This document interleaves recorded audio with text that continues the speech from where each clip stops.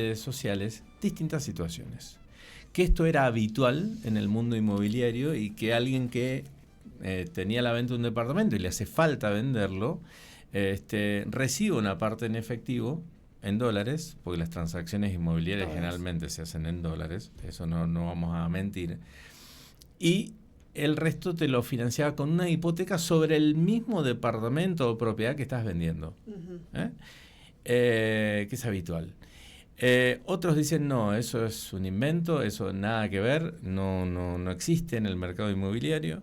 Y otros te dicen, es una maniobra en realidad para poder blanquear guita que tenés guardada. Entonces ves cómo acomodás para justificar después cómo vas pagando ese departamento. Pero es lícito, es ilícito, está bien, está mal. Recurrimos a quien siempre nos envía muchísima data del sector inmobiliario, lo hemos entrevistado casi todos los meses, acá le damos una vueltita porque tienen datos actualizados del mercado, y es Andy Landa, de Inmodata, y lo tenemos en línea. Le pregunté, lo llamamos para ver si esta operatoria es habitual o no en el mercado inmobiliario, ¿no? Andy, ¿qué tal? Buen día. Natalia y Antonio te saludan. Bienvenido.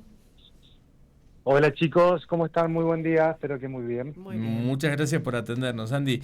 Bueno, esta operatoria que se hizo acá, el jefe de gabinete hizo con esta, llama la atención porque son jubiladas, qué sé yo, pero bueno, tenían ese departamento, y es habitual que un propietario de de un departamento, de una finca, de un terreno, lo que sea, le financie al comprador con una hipoteca sobre el mismo bien.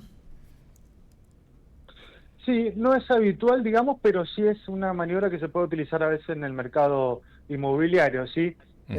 Son muy pocas, contadas con una mano, te podría decir normalmente, porque hay un financiamiento privado, hay un financiamiento entre las partes justamente, y el buscador o tomador promedio de un crédito hipotecario normalmente busca con tasas mucho más bajas y con un periodo de tiempo mucho más extenso. Cuando se hace entre privados, por así decirlo, este tipo de compras, los montos de las cuotas suelen ser mucho más altos porque se suele sacar en el corto plazo. Te estoy hablando, por ejemplo, que se puede llegar a hacer en 1 año, 2 años, 3 años, 5 años como máximo, mientras que un crédito hipotecario tradicional es 20 a 30 años aproximadamente. Es para situaciones contadas con los dedos de una mano, por así decirlo.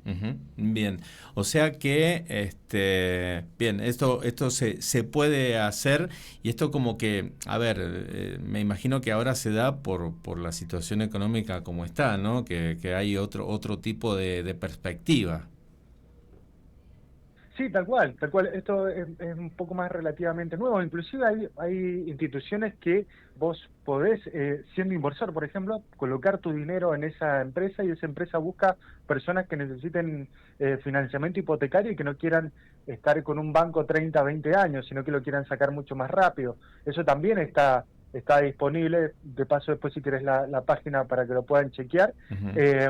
Pero también está esa opción, ¿viste? De decir, mira, soy un privado, quiero hacer un negocio entre privados. Obviamente todo esto es hecho por medio de escribanos de por medio, digamos, no es que sea una maniobra que se firme entre privados solamente, sino que tiene toda una connotación porque también va una hipoteca y demás. Funcionaría como lo mismo que un banco, pero entre privados, y como te digo, los plazos suelen ser más cortos, pero con las mismas acciones legales que una hipoteca tradicional. Andy, ¿y por qué tanto revuelo, no?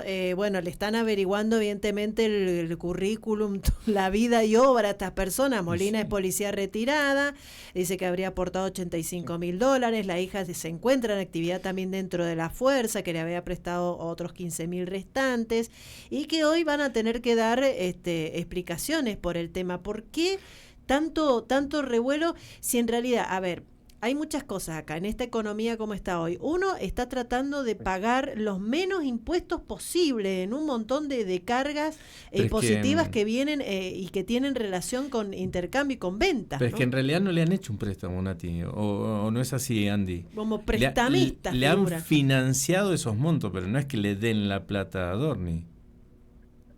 Originalmente se ha sido, desconozco cómo es la situación principal, por así decirlo, pero si es como una hipoteca, es que ellos directamente te dan te dieron el inmueble y vos esa parte del inmueble, vos entregaste una parte en efectivo, el resto como que te financiaron, ¿sí? Te hipotecaron ese saldo que quedó, Claro. ¿sí? Eso es normalmente lo que se hace Como un crédito. en ese tipo de operaciones. Claro, como un crédito, exactamente. Literalmente como un crédito, pero este se aplica al mercado de inmuebles, por así decirlo. Claro, porque, en el cual, si obviamente no se paga, se ejecuta ese inmueble. Se ejecuta la hipoteca y chao. El tema es que, por eso, hay mucha confusión. Acá como que las jubiladas sacaron la guita y se la dieron a Dorni para que comprara. No es así, no es así. Pero bueno, obviamente van a tener ahora, con el testimonio de estas señoras ahí en la justicia, van a tener que ver cómo fue que tienen la posibilidad de que en vez de vendérselo a otro que le ponga la guita toda junta, se lo financien, y más siendo un funcionario público, ¿no? Claro, exactamente. Es muy probable que sea por el tema del tiempo, sobre todo que desconozco muy la situación del centro, pero puede ser por el tiempo de que obviamente si lo financias por otro lado o por otro crédito directamente no genera el mismo interés o el mismo retorno. Depende, habría que verlo muy en claro, pero por lo que puede llamar la atención, por lo que decía Nati, es porque no es una operación habitual. ¿sí? Claro. Pero no es ilícito. Habitual inmobiliaria. No es ilícito, como te digo, pero sí no es habitual. Entonces, por eso puede llamar la atención. Entonces la gente dice, pero ¿cómo?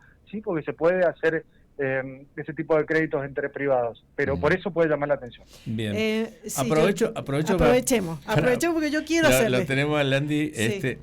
Escuché que el gobierno sacó más impuestos a las transacciones de compra-venta de propiedades. ¿Es así? ¿Y de qué se trata? Sí, tal cual como lo decís. Bueno, es un impuesto que era bastante elevado, aproximadamente era impuesto a las ganancias, por así decirlo, entre comillas ganancias, porque uno cuando estaba vendiendo el inmueble no era ganancias, sino que si vos comprabas tu inmueble desde enero de 2018 y lo vendías en cualquier momento posterior a esa fecha, pagabas una diferencia del 15% entre el valor de compra y el valor de venta de ese inmueble, ¿sí? Entonces era un valor que era muy complicado porque eso hacía que muchas operaciones se cayeran, o directamente propietarios cuando sabían directamente no hacían esa operación, dado que el 15% era mucho más para un propietario tener que abonarlo al momento de la venta. Era un impuesto bastante gravoso. ¿Es el cedular? Entonces, por ese lado Andy? se frenaban bastante presión. Exactamente, es impuesto ese. cedular. Exactamente, se llama impuesto cedular. Ese impuesto que nos complicaba a veces, la verdad bastante, sobre todo con propiedades relativamente nuevas, y por así decirlo, era un impuesto que complicaba bastante la situación. Ahora eso se sacó junto con el ITI y genera que al propietario le sea mucho más fácil poder vender el inmueble, más barato. ¿Y cuánto se reduce? ¿Qué porcentaje representa? Y el 15% del valor entre el compra y venta del inmueble, ¿sí? Vos comprabas en 100, por ejemplo, salías a vender en 200 y 15% de esa diferencia, o sea, $15.000, por así decirlo. Claro. Es un número bastante elevado y complicaba mucho la situación de una persona que quería vender su inmueble, que haya comprado de buena fe su inmueble post enero de 2018. ¿Y el ITS, que es el 1,5% sobre el valor total, qué vendría siendo? ¿El valor a la transferencia? ¿Cómo es eso? Exactamente, pero eso ya fue también eliminado en 2024, comienzo de 2025, ¿sí? Ajá. El 1,25 también, que era el impuesto a transferencia del inmueble, también otro impuestito que si no entraba en el 15% del impuesto celular, entraba el ITE, era uno u otro, ¿sí? ¿Y ahora se eliminaron los dos? Y lo que se sigue pagando, bueno, impuestos de sellos, bueno, por supuesto los honorarios, los gastos, ¿y qué es el habitualista ese que se sigue pagando? No, básicamente son los gastos de uso y costumbre, eso depende mucho también la operación y demás, pero por ejemplo, hablando del propietario, el propietario tendría gastos hoy nada más de tramitaciones y el 1,25 de sellos, obviamente sobre los importes de la compraventa, depende si hay hipoteca y demás, pero la parte más cara, entre comillas, la tiene la parte que compra, ¿sí? Hoy, que podría llegar aproximadamente hasta un 10% al valor del inmueble. Mientras que el propietario puede tener entre el 3-4% aproximadamente, ¿sí? Dependiendo si influye una inmobiliaria o interviene una inmobiliaria o no. Bien. Bien. Andy, te llamamos por una cosa, te preguntamos por todo lo demás, pero está buenísimo que vos nos aclares todo esto, porque tenemos toda la confianza en tu profesionalismo, por supuesto, y tus conocimientos. Bueno, después te llamaremos para hablar del mercado. ¿Cómo está ¿Te parece? hoy el mercado? Sí, tal cual. Tal cual. Ya mañana sale Inmodata, así que también lo tendrán ahí primero ustedes, como siempre. Genial. Un abrazo muy grande, Andy. Sí. Que estés bien. Chicos, nos vemos. Gracias. Adiós. Chau, chau. Un abrazo. Chau, chau. Bueno, Andy Landa de Inmodata, que conoce todo esto. Bueno, la operatoria que hizo